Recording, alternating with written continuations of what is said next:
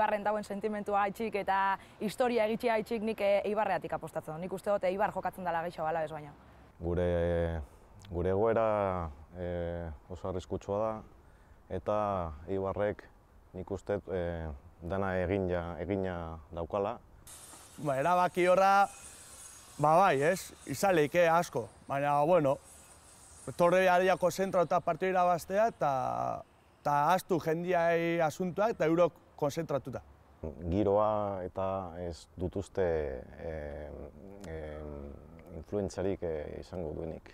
Beti moduan, aurten irakutsi dauen jokua oso ona izan da eta nik uste dut beti moduan jokatuta irabaziko.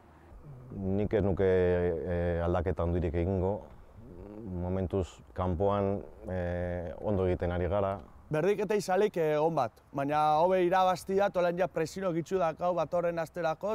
Agian bai, agian azken minutuan berdinketa lortzen badugu, bai ona izango litzateke, baina hasiera batean garaipena lortu behar dugu Alavesek.